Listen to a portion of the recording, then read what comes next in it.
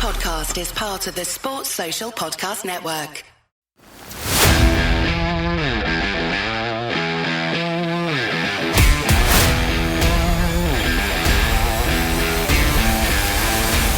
Croeso I podcast Rugby Cymru.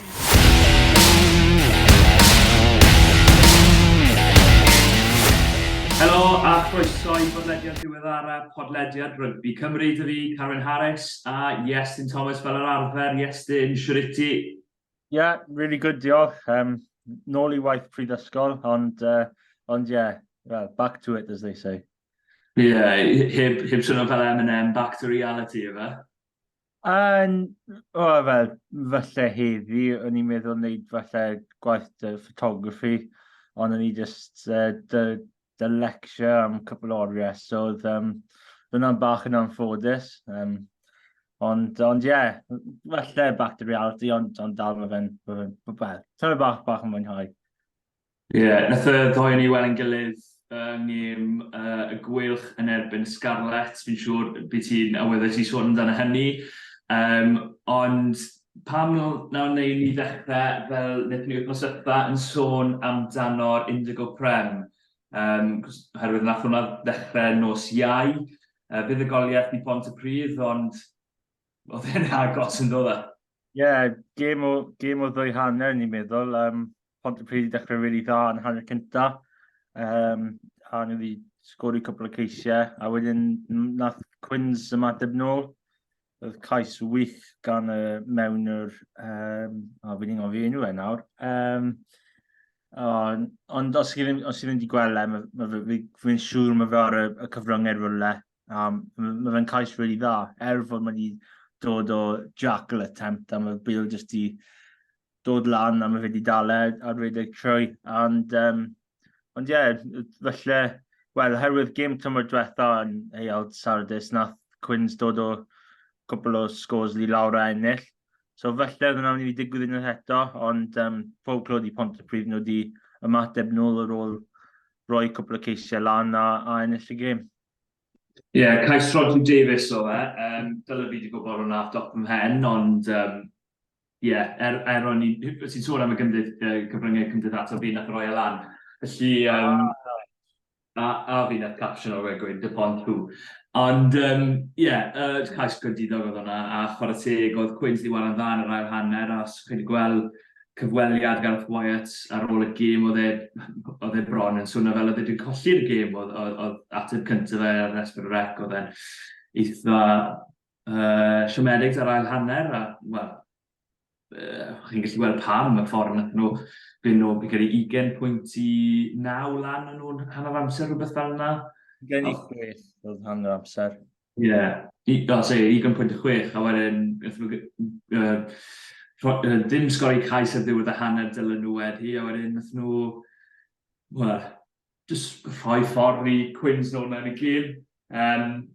Ond ie, mae nhw nawr tri allan o'r tri diwetha Pontypridd, a mae nhw dechrau dangos bach o, wel, bod nhw'n gallu falle cyrraedd y pedwar uchaf. Be ti'n meddwl o'i gobeithio nhw? Mae fe dal mynd I fod yn anodd. Fod nhw wedi ennill tri gêm yn olynol, ond mae gêm fawr dyn nhw, mae prawf mawr dyn nhw ar y penwythnos. Os maen nhw'n gallu mynd i'r wern a bydd I Merthyr, bydd falle mwy o pobl yn siarad amdano nhw fel tîm sy'n falle mynd I dod yn agos i'r top pedwar. Ond ie, nawr mae bach o momentum dyn nhw. Mae nhw'n gallu, falle, os maen nhw'n gallu ennill ar y penwythnos, wel, wedyn mae gêm yn erbyn RGC y penwythnos, ddwy wythnos wedyn. Bydd siawns dyn nhw I mynd mewn I gêm ddarbi yn erbyn Caerdydd a rhoi perfformiad eitha dda mewn. Ie, maen nhw, yn y foment, maen nhw'n 8 yn y tabl, maen nhw 11 pwynt tu ôl Cas Newydd, sy'n bedwerydd. O ran canlyniadau eraill o'r penwythnos, na I just sôn amdano nhw'n eitha gyflym fan hyn. dechrau'n bant, os fi'n gallu cael e lan yn gyflym iawn, sydd i heb. Dechrau bant da Pen y Bont yn meiddi Pont y Pŵl gytre, oedd hwnna'n buddugoliaeth dda iawn i Pen y Bont a cadw gobeithio nhw o orffen yn y pedwar yn wir yn fyw. Caerdydd yn ennill yn gryf yn gytre yn erbyn Aberafon, 64 pwynt i 26. Glynebwy gatre i Abertawe yn fuddigol, Llanymddyfri.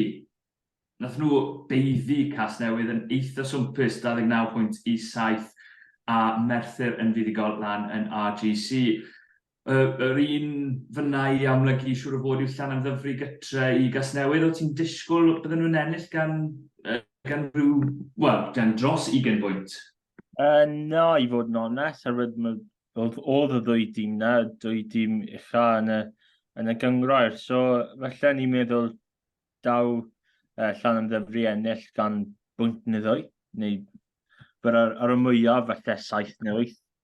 Ond fuddugoliaeth really cryf i Llanymddyfri. Wrth gwrs, mae Casnewydd ddim Matt O'Brien, mae fe mas yn De Affrica, hefyd ei swydd y dreigiau. Ond fuddugoliaeth dda iawn i Llanymddyfri. A mae Glynebwy hefyd yn wedi byddi Abertawe. Mae nhw dal yn cystadlu lan yna, a fel ti wedi sôn dy Pen y Bont, mae the Bradley Davies effect, oedd e'n chwarae'r wythnos, so fi'n siŵr mae un o'r resymau nath Pen y Bont ennill, ond unwaith eto, fuddugoliaeth rili dda i nhw, a gobeithio nhw gallu adeiladu mwy momentum, oherwydd nhw wedi byddi Castell Nedd cwpl o wythnosau yn ôl, a nawr maen nhw wedi byddi Pont y Pŵl, so gobeithio i nhw bydd bach momentum dyn nhw i parhau. Mae fe'n mynd i fod yn ddiddorol iawn wrth i'r flwyddyn mynd yn ei flan. Gotbach chi, os chi ddim yn gwybod yn barod, mae Aberafon yn chwarae gytre yn erbyn Glynebwy, bydd hwnna'n ar Esbyrrec. Eto, bydd hi ar gyfryngau cymdeithasol yn dangos y clipiau i gyd, so os mae'n cwynion am hwnna, danfon nhw i fi. Dylwn i ddim hysbysebu hwnna, dylwn i. Dylwn i weid ar ôl y ffaith. Rhaid ofyn bod rhywbeth yn mynd yn ôl. Os you've set yourself up this fail, as fel maen nhw'n dweud, os chi'n dweud ar ôl i wneud y swydd, felly bydd... ond tro diwetha ni wedi gweld Aberafon a Glynebwy chwarae i gilydd, fi credu oedd 3 Caerdydd coch, so watch out.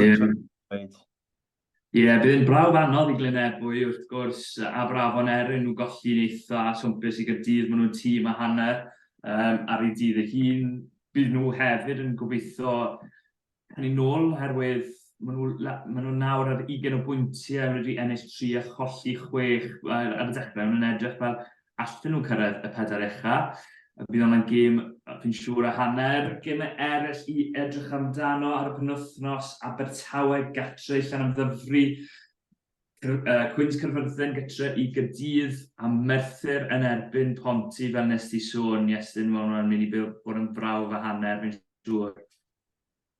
Fi credu fi yn mynd lawr i gweld gêm na, dy Ponty, ond gêm fawr dros ben o.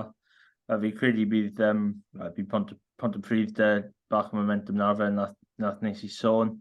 Yn y cwpan nath Merthyr ennill yn heol Sardis, so gobeithio nath Pont y Pryd cael bach o revenge nôl, fi'n meddwl. Fi'n siŵr. Dyna whistle stop for tour fel nhw'n gwneud yn Saesneg o'r Indigo Prem. Nawn ni sôn nawr am y URC, lle ti'n mynd ddechrau, nos Wener neu dydd Sul, falle gadael dydd Saron am tan hwyrach. Dechrau y nos Wener fi'n meddwl. Am fuddugoliaeth. Fuddugoliaeth wych i Caerdydd. Mae'r predictions super good i mynd lawr y draen y penwythnos yma. Herwydd y ddwy gêm nos Wener, fi credu yn eitha agos y gêm eraill. Bydd the score prediction falle bach yn off, ond dy canlyniadau, fi just moyn y canlyniad gywir. Fi ddim yn becso dy'r prediction, fi just moyn y canlyniad gywir, ond nos Wener ddim yn un am y canlyniad, herwydd ni wedi rhoi Stormers a Caerdydd i ennill, a oedd Caerdydd a Benetton di ennill. So, falle bydd y Super Rugby predictions ddim yn parhau wythnos nesaf, ond wel, mae fe'n bach o sport fi'n meddwl, ond fydd i golych wych Caerdydd, fydd i golych really dda i Benetton ar ôl. Ond fel Cymro, yn rhaid i ni sôn dan y Caerdydd. And fi gweld rhywun fel Mackenzie Martin, byddai fe'n wych os y fe wedi sgori o'r sgrym ar y diwedd, ar ôl llawer o gwynion dy cic Seb Davies na, ar ôl Jack yr wych gan Ellis Jenkins.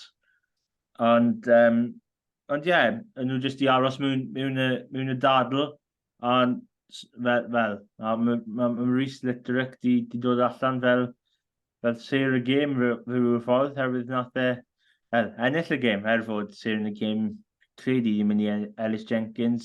Na, gredu gath sêr yn y gêm. Wel, oedd e'n wych hefyd, dy'r symudiad na o'r llinell, yn wedig dy'r ail gais na. Ond fydd y goleich wych Caerdydd, fod nhw wedi dechrau bach yn araf, nhw wedi ymateb nôl a ennill y gêm yn dda iawn. Do, dechreuad araf iawn yn credu, o'n i'n edrych yn fe, pryd oedd rhyw 14 munud i mynd, o'n i bron yn meddwl falle dyna ni troi'r teledu i bant. Ond na, nes i barhau i wylio fe, o'n i'n gweithio ar y gêm, so dim dewis rili dy fi.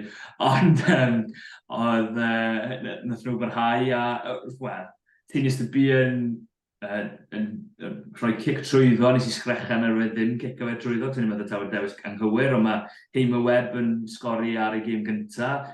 Am berfformiad ganddo fe, rhaid dweud, oedd e'n wych yn y gêm gyntaf, oedd hi ar y fainc am Harry Miller gath cyferbyn i'r pen, nath e bant am HIA a nath e byth ddod nôl.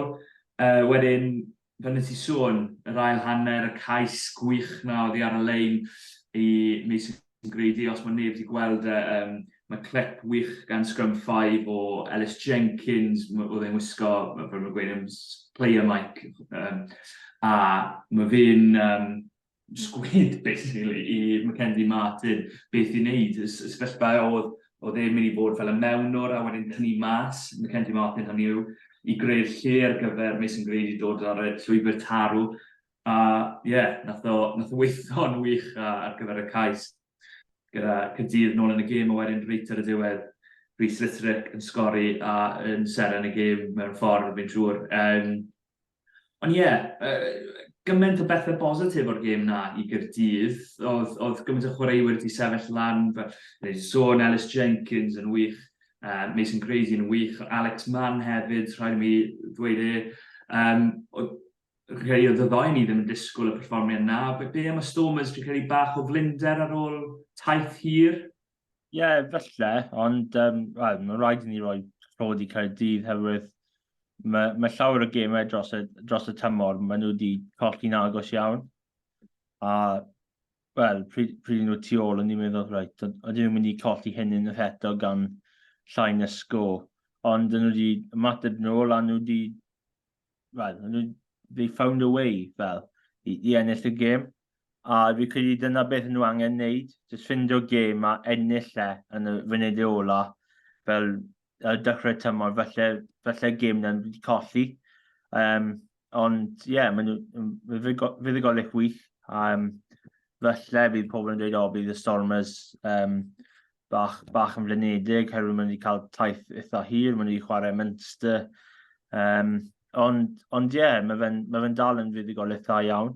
A fi credu dyna beth eisiau Caerdydd wneud i gobeithio adeiladu mwy momentum dros yr ail hanner, yr ail ran o'r tymor, fi'n chopo fe lan mewn i 3, so yr ail ran rhwng gemau 6 i 10.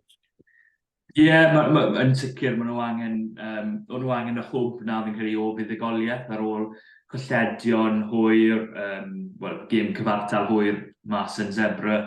A wrth gwrs, fi'n credu y brofiad na ddi ar y fainc, nath cael gymaint o ddylanwad, boes fel Josh Turnbull, edrych gath ei ddylanwad, mae hefyd y boes ifanc, oedd ni'n meddwl Mackenzie Martin yn wych, a oedd fwy fi'n gwybod nath y cic na gan Seb Davies o bach o look yn ddi, fi'n siŵr, ond fi'n credu oedd y gêm gico yn gyfan gwbl yn lot well. Fel bod taw Ellis Bevan oedd yn mewnwr, ond rwy'n meddwl gath ei gêm wych fel mewnwr yn lliwio'r chwarae, a na Tines ar ôl rhyw chwarter awr yn sicr, nath o dechrau dod i lliwio'r chwarae, nath o, fel nes i sôn, creu'r cais cynta a chwarae'n dda yn gyfan gwbl. By nhw yn chwarae penwythnos yma mewn gêm ddarbi, ond well i ni sôn am y ddarbi wythnos diwetha cyn hynny, oherwydd, wel, gath o Sgarlets chwalad o Iestyn. Oedd, nhw ddim wedi gwneud fel unrhyw beth dy'r ymosod.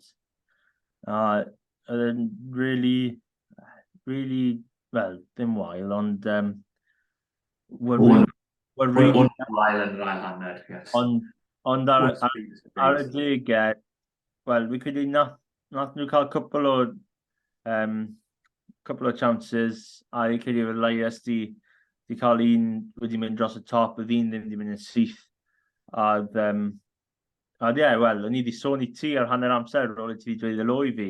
O'n i'n meddwl, mae'r battle dy'r ddwy bachwr yn un dda, a wedyn nath y Laius colli 3 llinell mewn olynol, a wedyn mae fe'n boenus i Sgarlets wedyn, herwydd mae wedi colli'r tiriogaeth a pethau fel yna. Ond ie, nhw ddim yn dda. Bydd job yn fawr dy Dwayne Peel dros yr wythnosau nesaf i ceisio adeiladu bach mwy o hyder mewn y carfan, herwydd maen nhw ddim wedi ennill un gêm dros y tymor yn erbyn Caerdydd, so mae hwnna'n mynd i fod yn diddorol. Ond ie, mae fe'n amser am sicr. Pob clod i Peel ar pobl eraill ar y coaching ticket fel maen nhw'n dweud, ond wedi dod mas fi credu neithwr a siarad cefnogwyr y Sgarlets. Maen nhw wedi cael fach o event thing. A ie, maen nhw wedi dod mas, nid cuddio tu ôl rhywbeth, maen nhw wedi dod mas a siarad y cefnogwyr fod y dechrau'r tymor ddim wedi mynd fel maen nhw moyn. So, mae'r cwbl o wythnosau nesaf, yn ywedig dros amser Nadolig, bydd prawf mawr dy Peel. Ie, mae fe fel rhywbeth o deja vu, herwydd 12 mis yn ôl yn y mewn sefyllfa eitha debyg. Dim falle mor, ond ddim weilad y tabl falle, ond oedd Peel dan bwysau, ambell i gwynion yn byti fan hyn, fan draw gan y cefnogwyr. A mae fe'n anodd i fod yn onest yn dyw, herwydd mae'r Sgarlets wedi cael dechreuad anodd iawn i'r tymor. Dim dwywaith amdani wrth gwrs, maen nhw wedi mynd i ffwrdd i De Affrica chwarae 2 gêm mas naw, maen nhw wedi mynd bant i Iwerddon a maen nhw wedi chwarae'r Gweilch i ffwrdd yn ogystal y Caerdydd, nath nhw ennill, a y Lions, sef probably yr un byddwch chi'n fwyaf rhwystredig am y golled. Ond y ffordd nath nhw chwarae yn yr ail hanner, fel nes i sôn, o'n nhw mewn y gêm yn y hanner gyntaf, os oedd y bêl di adlanu bach yn wahanol, neu pas Johnny McNichol, falle bydde Joe Roberts wedi bod dan y pist yn y hanner gyntaf i sgori cais. Oedd ambell i foment a wedyn yr ail hanner, oedd dim digon o awch dyn nhw, sa'n credu, mewn ymosod. Mae falle ma' hwnna'n swnio bach yn gas, ond oedd yn teimlo fel os o'ch chi'n cefnogi'r Gweilch fel ro'n ni yn y dydd yna, oherwydd o'n i da teulu fi oedd teulu'n partner i sy'n gyd yn cefnogi'r Sgarlets, o'n i moyn cymryd y mic bach. Pam lai. Ond os o'ch chi'n cefnogi'r Gweilch, byddwch chi ddim wedi bod yn ofnus o'r Sgarlets ar y foment na. Byddwch chi ddim wedi bod, fi'n gwybod oedd cwbl o leiniau ddim mynd y ffordd gywir ar gyfer y Sgarlets, a falle allan nhw wedi tyfu oddi ar hynny. Ond o'n i'n teimlo bod Iowan Lloyd ddim wedi cael mewn i'r gêm digon, oedd Johnny McNichol di dechrau'r hanner gyntaf yn dda iawn, a wedyn ail hanner di mynd bach ar goll. Oedd ac ar yr un pryd oedd Pac y Gweilch wedi llwyddo cael rhyw fath o gyfyngu'r gêm. Nath y rhain flan, dinistrio rhain flan y Sgarlets, fel nath ni, a fi'n credu nath rhan fwy o bobl wedi rhaid dybio bod e'n digwydd, ond y rhain ôl i fi oedd y rhain gorau, Rhys Davies, Jack Morgan, Morgan Morris, be nes ti berfformio nhw yn erbyn 3 llai brofiadol falle i'r Sgarlets? Wel, ar ryw adegau dy'r Sgarlets, oedd dim ond fe efo ffita. A mae fe efo ffita yn chrew y gwych, ond mae fe ddim gallu gwneud popeth ar ben ein. A ni'n meddwl o Iwan Lloyd i chwarae dda, ni cico cicau ar y hanner cyntaf rili dda. Ond mae ddim go forward dy fe. So fe ddim gallu chwarae dy'r Pac, oedd gallu ennill y battles na. A ennill o'i teiriogau wrth cario neu wneud y scrums. Ond just dim byd na, dim platform dy'r cefnwyr i wneud unrhyw beth, herwydd nath y Pac wedi cael ei dinistrio. Wel, yn i fi gweld y hanner cyntaf, right o flan fi, Nicky Smith a Harry O'Connor yn erbyn ei gilydd. A oedd e'n wael, fod falle Wyn Jones i roi cwbl o cigau gosbi ffwrdd. Oedd yna ddim y problem, fi'n credu fe a both oedd e'n fel battle really dda yna, ond fi'n just yn llithro i ffwrdd neu oedd both ydy'r mantes. Ond oedd yr ochr arall yn un broblem fawr i'r Sgarlets, oedd y Smith, oedd wedi cael field ei fod yn onest yn erbyn O'Connor. Erwydd pob scrum oedd just mynd ato fe. A, wel, dyna beth ni'n disgwyl yn Nicky Smith nawr pryd mae fe'n chwarae i'r Gweilch. Ond just y scrum, just yr ochr yna, oedd un mor bwerus dy Nicky Smith. A wedyn nath Lake bac o lan ei perfformiadau, oedd llinellau fe yn wych. Rhaid i fi roi clod i'r ddwy clo, Adam Beard y fe di garw llinell yn rhaid dda, dwi bwth i dweud yna ar ôl y gêm. A James Fender di wneud job yn really dda. Fod mae fe'n ail dechreuad fe i'r Gweilch, felly mae'n mynd i cael un neu ddwy gêm o'r fainc hefyd. Oedd e'n wych. Yn i'n meddwl wedi chwarae am llawer o fynyddoedd os chi wedi gweld llinell, fi'n gallu beth o'n wneud, so that's an out type of moment that was. Ond wedi chwarae dda, wedyn nath Rhys Davies chwarae really dda hefyd. Falle mae dadl yna, os mae fe'n clo, a Toby Bwch chwarae fe 6, pryd nath y Gweilch chwarae'n dda tymor diwetha, ond nawr mae fe ddim yn edrych fel clo sydd yn gallu mynd yn ôl i 6. Mae fe'n edrych fel clo, ond mae fe'n gallu chwarae 6 hefyd. A mae fe'n rhoi opsiwn wedi dda, oedd Jack Morgan i chwarae'n dda. Fi yn enwi'r Pac y Gweilch i gyd fe hyn, ond y mwyafrif nhw wedi chwarae'n really dda. A nhw wedi ennill y battles na yn erbyn y pobl gyferbyn nhw. A dyna beth maen nhw gallu wneud. Ie, fel nes i sôn, nath nhw ennill y brwydau unigol a wedyn dros y tîm i gyd. A wedyn, os chi'n neud hynny, mae'r tîm siŵr o fod mynd i ennill y gêm a gyda'r fainc y Gweilch wedi cael dylanwad fyd i perfformio'n dda. Bydd ni'n sôn am un person nath cael ei mas o fe'n sedd mewn bach, ond o'n i'n meddwl, ti'n sôn am y reng ôl na dy Jack Morgan, o'n i'n meddwl bod Jack Morgan yn send y gêm, oedd falle oherwydd ni'n gwybod pa mor dda yw Jack Morgan, gath o ddim send y gêm, ond mae fe gymaint drych na pawb arall ar y cana.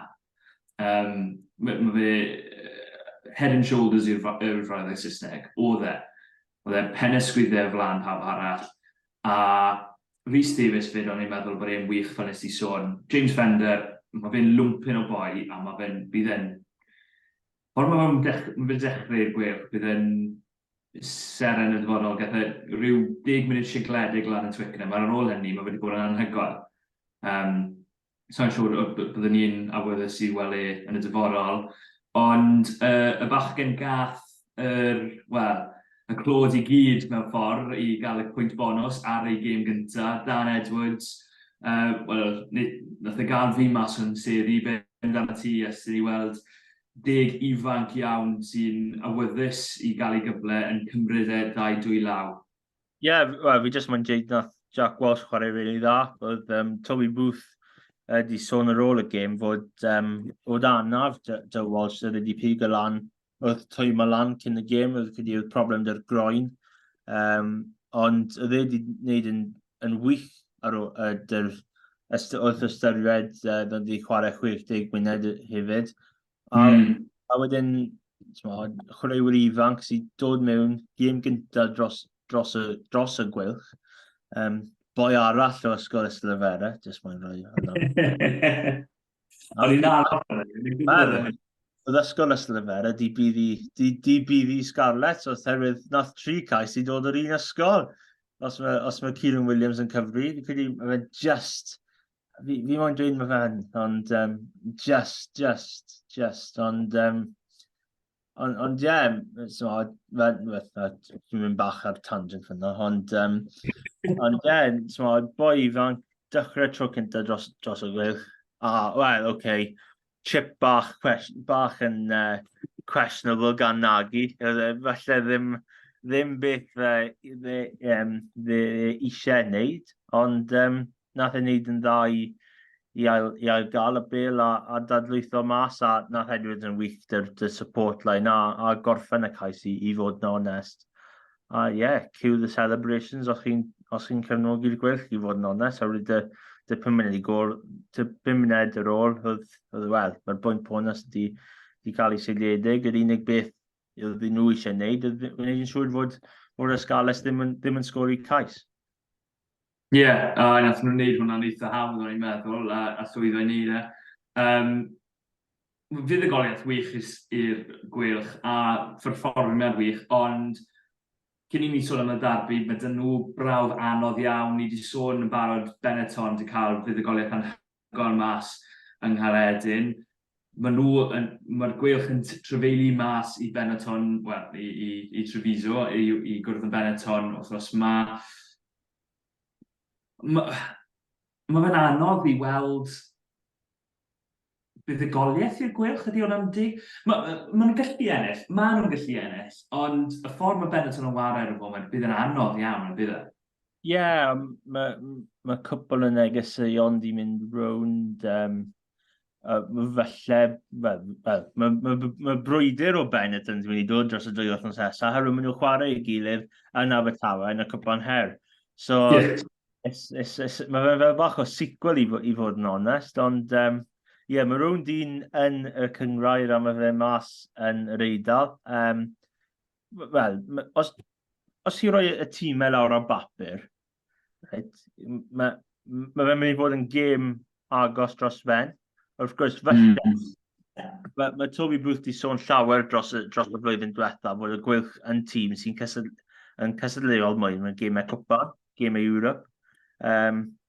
So felly bydd un lyged arno fe ar y gemau yn y cwpan her, herwydd maen nhw'n chwarae Benetton, a maen nhw'n chwarae Montpellier sydd yn ar chwal yn y top 14, herwydd maen nhw wedi colli, maen nhw wedi mynd, a fi credu maen nhw'n dal gwaelod y tabl, a fi credu nath oenach bydd nhw dros y penwythnos.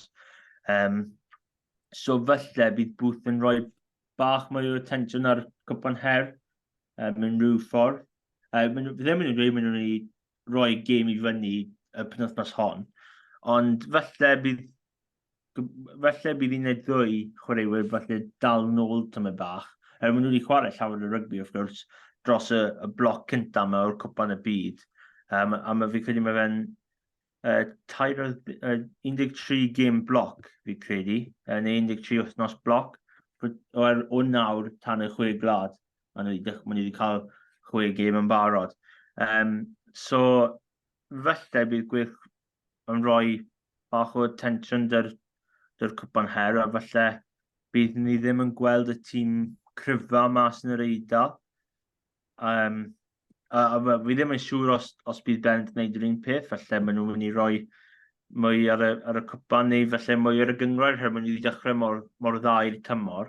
Ond mae'r gemau yn mynd i dod yn gloi o 9 tan y 6 gwlad. So, felly bydd Gweilch yn dweud, os ni'n gallu fod yn cysylltuol yn gêm Ewrop, wrth gwrs mae'r Gweilch ddim wedi ennill gêm knock-out yn Ewrop, maen nhw wedi dod yn agos tymor diwetha, nhw ddim. Os maen nhw felly yn targedu hwnna fel rhyw ffordd dweud, mae fe'n amser i ni roi hyn i ffwrdd a ennill gêm knock-out yn y cwpan her. A felly ffocysu ar hwnna am y tymor hyn, herwydd fel ni wedi gweld dros y flwyddyn diwetha, dy'r tîm oedd yn Cymru. So felly bydd bach o newid i'r Gweilch, ond fel ti wedi sôn, mae fe'n job yn anodd i chwarae Benetton ar unrhyw gêm tymor diwetha, nhw wedi dod i Abertawe a ennill gan bwynt. Y tro cynta nath Benetton ennill yn Abertawe. So oedd i gatre, mae fe'n her gwahanol dros ben, fel zebra mewn rhyw ffordd.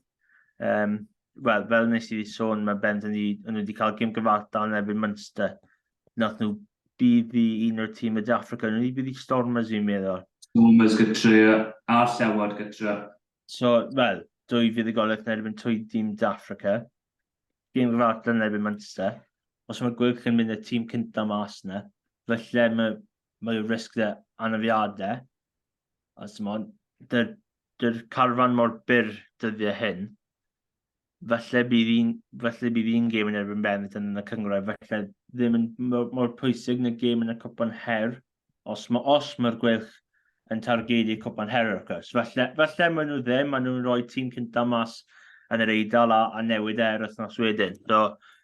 So ie, bydd yn gêm diddorol i gweld beth mae Gweilch yn mynd i wneud dy'r tîm na. Ie, bydd yn syndod, oherwydd bydd yna bach o'r gwrthwyneb i'r arfer i roi tîm cyntaf mas yn y gwpan her a chwarae ail tîm yn y gyngrair. Ond eleni mae pobl wedi bod yn sôn, efallai sy'r gobaith gorau tîmau Cymru i gyrraedd Ewrop, yr 8 ucha neu pencampwriaeth Ewrop yw trwy y gwpan her. A mae Benetton mynd i fod yn brawf anodd iawn, fel nes ti sôn, maen nhw wedi cael gêm gyfartal yn erbyn Munster, curo Caerdydd i ffwrdd, curo Gyredin i ffwrdd, fuddugoliaethau yn erbyn y Lions a'r Stormers. A o'n i'n edrych ar y canlyniad yna, mae pob un o fewn 5 pwynt sy'n dangos bod nhw'n brwydro tan y diwedd yn dyn nhw. Oherwydd 1 pwynt nath nhw beiddi Caerdydd reit ar y diwedd y gêm hynny, fel wnaethon ni weld, fi'n siŵr. Stormers, dim ond 2 pwynt oedd yn hwnna, 5 pwynt yn erbyn Llewod, Lions, 2 pwynt mas yn Caeredin, oedd cyfle dy Caeredin i ennill y gêm yna, da gol adlam. Dim ond Glasgow, maen wedi colli nhw mas yn Glasgow gan 40 o bwyntiau, ond mae Glasgow yn hedfan ar y foment, felly dim peth ffôl yw hynny chwaith. Felly, sut ti'n gweld y gêm? Os byddai ti'n rhoi rhag... Mae fe'n anodd wrth gwrs, oherwydd ti ddim yn siŵr pa fath o dîm sy'n mynd i ware, ond os taw tîm cyntaf, 2 dîm sy'n mas na, pwy ti'n rhag gweld sy'n mynd? Wel, os byddwn rhoi amcan, bydd yn gêm gwych os bydd y 2 dîm yn rhoi y dîm gyntaf mas. Bydd yn, Lamaro yn erbyn Jack Morgan yn yr engol, I'll have my popcorn now, please, ond... Dyw e ddim mor dda. Fi'n mynd i weid rhywbeth am hynny. O'n i'n mynd i weid bod ddim mor dda Jack Morgan o bell ffordd.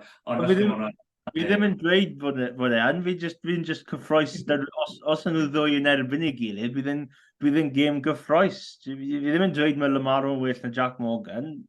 Fi ddim credu mae fe'n, fi credu mae Jack Morgan yn rhywun gwell na Lamaro, ond fi'n just hoff iawn o Michele Lamaro. Sorry.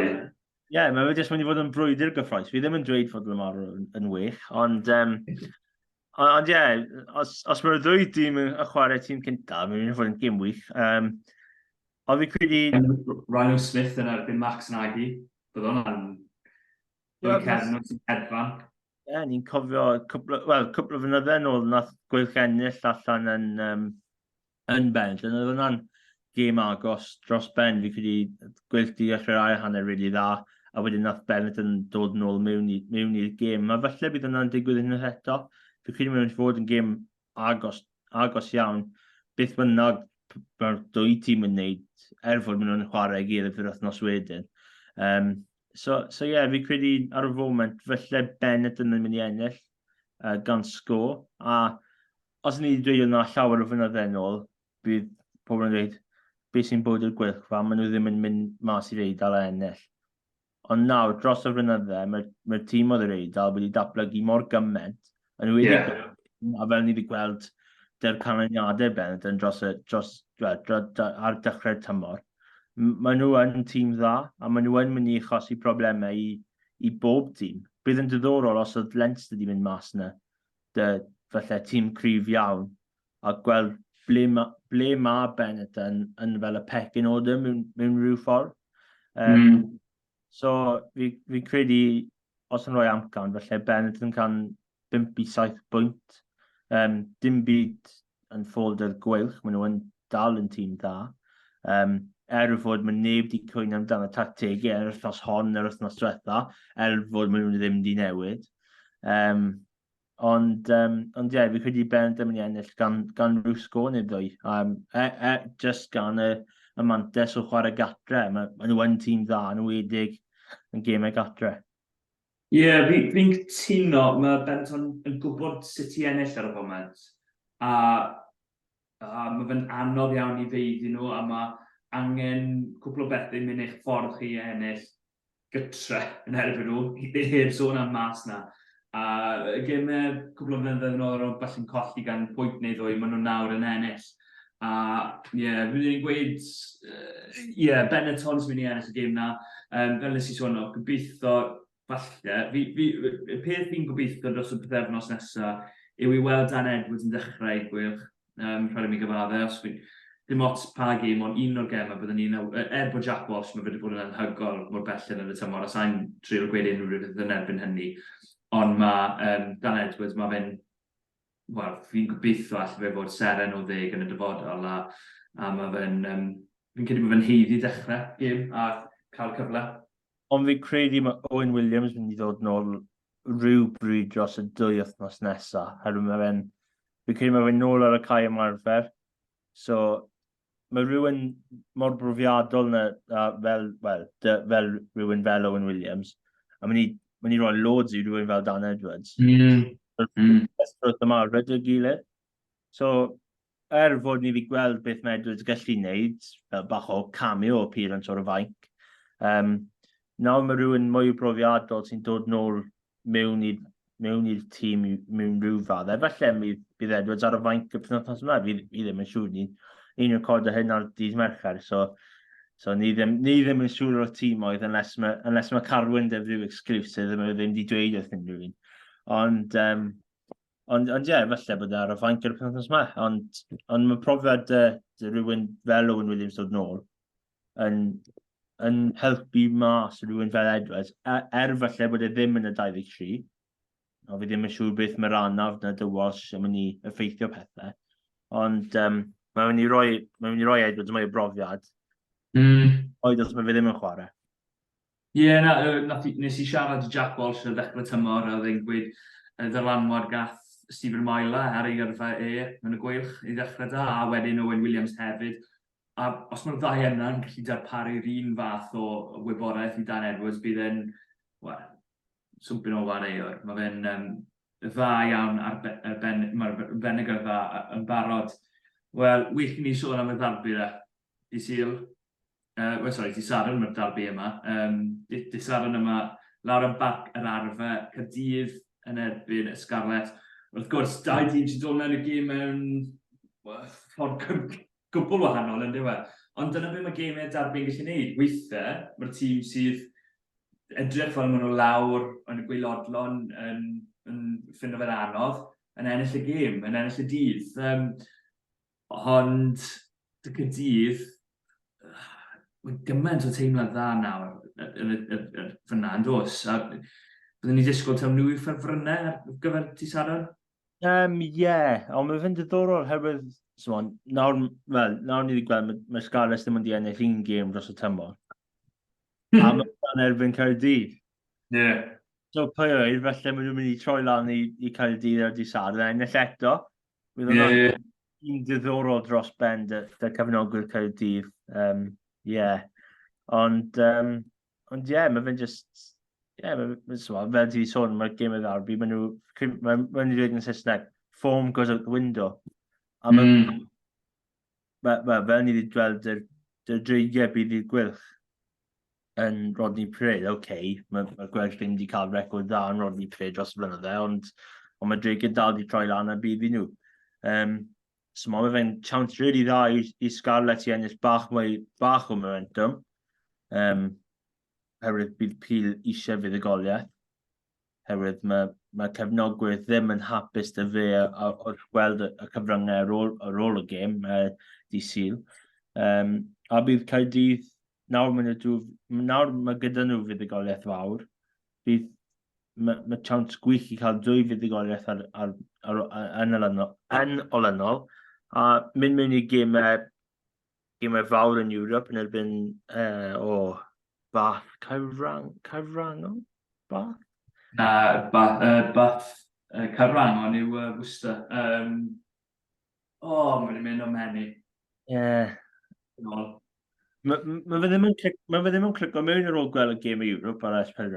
So, yn erbyn Bath. A wedyn mae chance da i nhw i mewn y gêm na. Dy 2 fuddugoliaeth. A falle bod nhw troi lan a wneud sioc unwaith eto, fel nath nhw'n wneud i Stormers y penwythnos diwetha. So, mae'n chance da i Caerdydd i adeiladu momentum, a bydd chance da i Sgarlets, ennill gêm, herwydd maen nhw eisiau ennill nawr. Ie, Carfabon yw'r ateb, am bath. Ie. Wel, o'n i'n trio meddwl nawr, siwt gall y 2 dîm brifo i gilydd, oherwydd rhyngau flan, falle dyna oedd wendid, un o wendid y Sgarlets ar y penwythnos diwetha, wrth gwrs nhw'n colled Sam Wainwright ar ôl farwedd ei ddad. Penwythnos gewn ni weld pwy sy'n dechrau i Gaerdydd, os mae Rhys Littich yn dechrau, falle mae Kieran Parker yn dod syth nôl. Byd nhw'n trial ymosod ar rhyng flan y Sgarlets fi'n siŵr, yn wedig rhywun fel Domachowski sydd wedi wario dros Gymru. Y trial ymosod ar, gawn ni weld pwy sy'n dechrau'r plentyn, ond Harry O'Connor, Joe Jones, y ddau nhw'n amhrofiadol iawn i'r Sgarlets, neu Sam Wainwright os mae fe'n nôl. A wedyn, be arall? Mae'r cefnwyr, mae'r mosod y Caerdydd wedi dechrau dod at y gilydd yn diwedd. Dylanwad beth sy'n greidi'n dod mewn i'r canol y ca falle weithiau, o gwmpas y gleinwyr weithiau. Ben Thomas fel ail deg, second distributor, second pair of hands, bydd bynnag ti'n moyn galw fe. Ond Sgarlets, beth, siwr maen nhw'n gallu brifo Caerdydd, ti'n credu? Ni ddim wedi gweld dros y penwythnos diwetha, so ni ddim yn hollol siŵr, ond fi'n credu maen nhw eisiau dechreuwyr fel Tom Rogers, fel Joe Roberts, ni wedi gweld beth maen nhw wedi wneud. Fi'n credu, fi ddim yn siŵr beth mae'r sefyllfa dy Eddie James ar y foment, herwydd fi ddim yn siŵr pam mae fe ddim yn dechrau dros Johnny Williams. I fod yn onest, bach yn controversial, shoot me if you want. Ond i fi credu y ddwy James a Roberts yn y canol, fi credu maen nhw'n mynd i cael partneriaeth rili dda. A wedyn os maen nhw'n rhywun fel Tom Rogers, McNichol, fi credu mae fe ball allan o ffom ar y foment, ond gallu troi lan a wneud rhywbeth dda. A gobeithio mae Iwan Lloyd gallu tanio os mae'r Parc yn gallu symud ymlaen. Fi credu mae'n mynd i fod yn bach mwy agos yn y Parc ar ôl yr wythnos diwetha. Fi credu bydd y Sgarlets yn dod mewn i gêm yma. Gobeithio bydd yr un peth ddim yn digwydd eto. A mae mwy o chance dy Gareth Davies a Iwan Lloyd chwarae bach mwy. A bydd hwnna rhoi bach mwy o gwaglau i chwaraewyr eraill fel Joe Roberts, fel Tom Rogers, fel McNichol. So os maen nhw'n gallu ennill y frwydr lan ar y parc, bydd mwy o chances dyn nhw dy'r cefnwyr yn rhedeg gwmpas lle. Ie, oherwydd Tom Rogers braidd di cyffrodd y bel, oedd e bron 50 munud cyn fi'n cofio fe cyffrodd y bel. A ti'n sôn am Gareth Davies, nath o ddim cael ei gêm orau, yn wedi yn y hanner gyntaf, gath e gwbl o gyfleoedd i creu ambell i beth a cymryd opsiwn anghywir, gwbl o weithio fyna. A nath Harry'r un peth oedd i ar y bain hefyd, ond ti'n sôn fyna am unigolion, mae fe bron fel maen nhw'n edrych am unigolion i ddangos y ffordd, McNichol, Iwan Lloyd, i ddangos bach o ddoniau. Ni wedi sôn bach am y bwysau ar Dwayne Peel. Pa mor hir...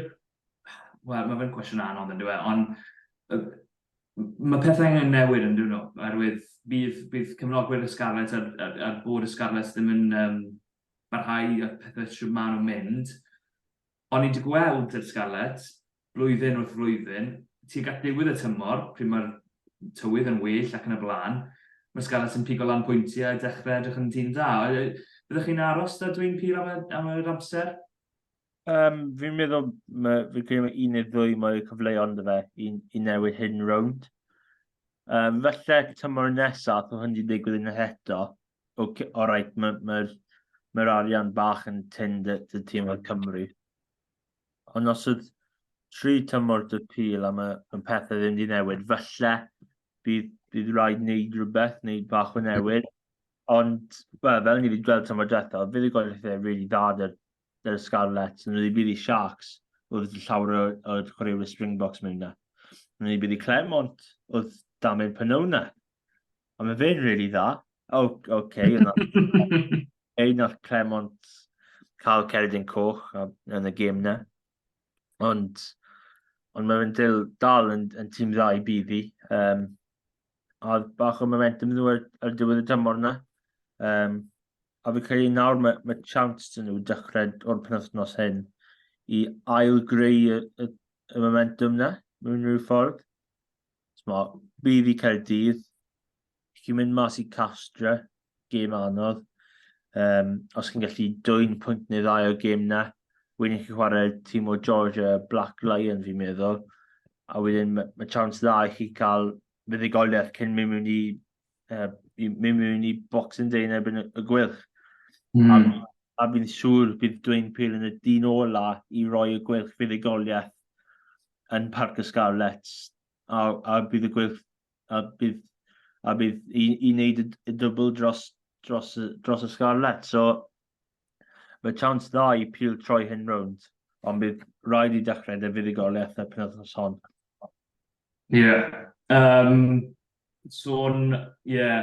Nw'n ni symud ymlaen i sôn am y dreigiau. Y rheswm wedi gael yn y tynnu diwedd yw mae'n anodd sôn amdano fe. A fi'n meddwl hwn yn y ffordd caredig mewn ffordd, ond mynd mas i Africa, mae'r Sharks sydd heb ennill gêm tan y foment yna. Maen nhw'n dod â ymlaen nôl. Maen nhw'n dod â llond rhyw arall o'r chwaraewyr nôl, Hendricks ac yn y blaen. Oedd hiding for nothing yw beth i moyn gweud. Oedd dim disgwyl i'r dreigiau ennill. Nath nhw colli yn eitha swmpus. Mae cwestiynau wedi bod os nath nhw rhoi lan bach, nath nhw ddim trial yn rhaid hanner. Dwi'n meddwl bod nhw'n bach yn anheg, fi'n credu oedd y tîm sy'n jyst yn gwell yn nhw. A mae fe'n anodd iawn mynd mas i Africa, ni wedi gweld trwy gydol yr amser sy'n mae Africa wedi bod yn y gyngred. Ni weled yr Sgarlets, y dechrau tymor yma. Mae fe'n anodd iawn i bob tîm sy'n mynd i fynd mas na. Yn ymwedig tîm oedd y Gymru ar y foment sydd heb llawer o hyder yn mynd mas i De Affrica, a sydd ddim dar falle'r arian i gystadlu fel allan nhw yn blynyddoedd cynt. Beth gall y dreigiau cael allan o'r gêm nesaf te? Oherwydd, oedd e'n golled swmpus, dim pwynt bonus. Byddwn nhw'n gobeithio falle am pwynt bonus am 4 cais. Fi'n credu hwnna yw gobeith gorau sydd â nhw am y gêm nesaf. Ydy hwnna'n deg i ddweud? Just chwarae dy'r pel a os just mynd mas yna a gobeithio sgori llawer o geisiau. A fi credu, dy'r gêm yn erbyn y Sharks, fel nath i sôn o ddim di ennill gêm trwy gydol y tymor. A wedyn chi'n dod nôl dy rhywun fel Ebenezer, rhywun fel Grant Williams oedd e'n dechrau, Jyn Hendricks o gyda, oedd e'n dod ar y banc, neu y ffordd arall rhwng dy 2-9. Macazoli mae 5. Fod i ddim wedi cael llawer o gemau dros y Springboks yn Cwpan y Byd, mae fe ddal yn chwarae dda. Lycanio am. Mae Lycanio am gallu bydd i llawer o dîm oedd erbyn ei hun i fod yn onest, her mae fe yn mor dda. A mae'n bwysig cael meddwl ennill Cwpan y Byd heb war y gêm. Well, that proves my point. Ond fod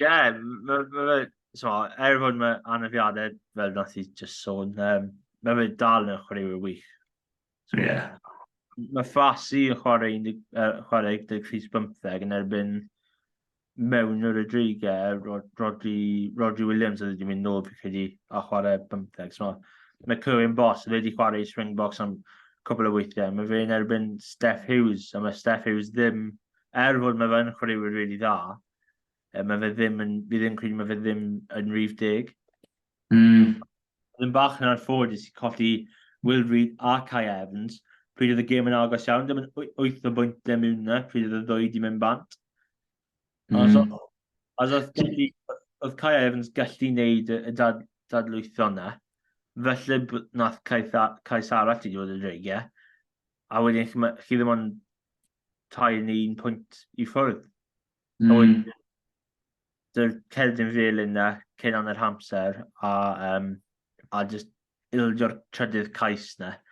Oedd yna un foment fawr, herwydd oedd yna ni di newid y gêm ar ryw ffordd, a wedyn nath Sharks yn allan ail hanner, yn erbyn tîm dreigiau ddim wedi cael unrhyw rhif 10 ar y ca. A oedd yn just gallu wneud beth nhw eisiau wneud a ennill y gêm, a wedyn nath y ceisiau pentyrru lan a ddim llawer o beth y dreigiau tuag at y diwedd. Oedd yn anodd iawn. I ddim sydd wedi colli angos o Brian, ar ddechrau tymor, probably siwr bod un o chwaraewyr gorau nhw, os nad chwaraewyr gorau nhw blwyddyn diwetha. A wedyn, maen nhw'n colli Kai Evans a Will Reid. Peth dda i glywed, mae'n edrych fel bydd Will Reid yn hollach i wara yn wythnos yma. Gobeithio bod e'n iawn a gallu wara, herwydd maen nhw'n eitha dene o ran maswyr ar y foment. Fel ti'n sôn, Steph Hughes yn symud mewn, bydde hwnna ddim allan o ddewis, bydde fe allan o'r reidrwydd bydde hynny. A sefyllfa dy Rodri Williams o war y cefnor, fi wedi weld yn war y cefnor dwywaith tymor yma mor belled, a mewn o'r war y cefnor i wenyd, nid y ffordd arall i gwmpas. Felly, anodd iawn i dreigiau, ond fel ni wedi sôn, ar ôl hwn, Ewrop, a gobeithio maen nhw'n gallu adfywio i tymor nhw. Bydde hwnna'n y gobeith ar ôl dechreuad anodd iawn. Fi credu yw'r un sefyllfa dy'r Sgarlets, bydd y 2 tîm na falle troi Ewrop a gobeithio ennill gemau a ennill gemau'n dda a chwarae'n dda yw'r peth pwysig. Bydd y 2 tîm na a falle bydd Gweilch yn ffocysu dy'r Ewrop, ond mae cwpan her dy'r chance really dda i cael 3 tîm o Gymru yn ceisio ennill gemau am fuddugoliaethau. Fi'n credu mae hwnna'n sôn am bopeth pob un o'r gemau, wrth yn sythio. Unrhyw beth arall dyn ni sôn am Iestyn cyn i ni gweud ffarwel. Oedden ni wneud amgyniadau dy'r ddarbi a gymdeithasol, ond ni ddim. Sa'n mynd i wneud amcam am gêm y dreigiau o ran fi'n cael ei allu fe fod fi'n credu bydd rhyw ffordd rhwng 50 a 60 pwynt os yna'n fwy. Ond y gêm ddarbi, fi'n credu wnaethon ni weid, wel, nes i weid, Caerdydd yw'r ffefrynnau, dyle Caerdydd ennill ar y foment, fi'n credu. Y ffordd mae'r flwyddyn di mynd mor belled, a'r pob sydd yn nhw seicolegol. Fi'n mynd i weid dylai nhw ennill gan rhyw 10 i 15 pwynt, rhywbeth fel 20-50 neu rhywbeth felly, oherwydd y ffordd maen nhw'n ware, pa mor fi'n gobeithio nhw bwrw ymlaen, ond bydde fe fel Caerdydd, bydde fe, i ennill gêm un wythnos yn agos iawn yn erbyn tîm falle oedd neb yn disgwyl yn nhw ennill, ond yn colli'r gêm yr wythnos ar ôl ni, mae hwnna'n Caerdydd pob blwyddyn bron o'r bod, felly, ond fi'n mynd i weid Caerdydd i ennill gan rhyw 10 i 15 pwynt, fe amdano ti Iestyn. Yna beth yn i'n meddwl, so fi ddim moyn newid yna. Ni'n gallu aros ar yr un tudalen, ond fi credu felly 10 pwynt, 12 pwynt, rhywbeth fel yna. Wel, dyna gyd ta. Ond i bai bo'n rhywbeth arall. Gyda beating the buzzer. Na, sy'n buzzer dyn ni. Ond diolch yn fawr iawn i ti Iestyn am hwn. Bydd ni'n awyrus i gael rhywun arall ar y pod, rhywbeth yn y dyfodol, rhyw falle chwaraewyr proffesiynol neu chwaraewyr sydd yn yr Indigo Prem. Wy'n ni'n gobeithio gael rhywun yn y dyfodol fian. Ond diolch yn fawr iawn am rando. Fel ni wedi sôn, chi'n gallu dilyn ni ar gyfryngau gymdeithasol. Bydd ni'n rhoi yn y bio i hwn, a hefyd chi'n gallu dilyn ni ar YouTube, a gwylio hwn ar YouTube os chi'n gweld ein gwynebau ni. Wel, sa'n gwybod, mae Iestyn wedi bod yn Iestyn wedi blino fe'n gyda erbyn y diwedd y pod. I tried to disguise it, but diolch yn fawr iawn am rando. Os mae unrhyw feedback neu unrhyw adborth da chi i ni, rhywbeth bod mi'n awyddus i glywed, ond am nawr, diolch yn fawr iawn a hwyl fawr.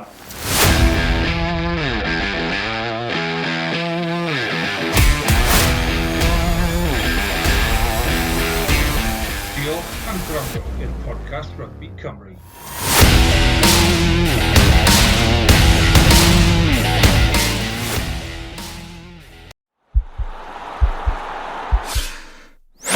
This podcast is part of the Sports Social Podcast Network.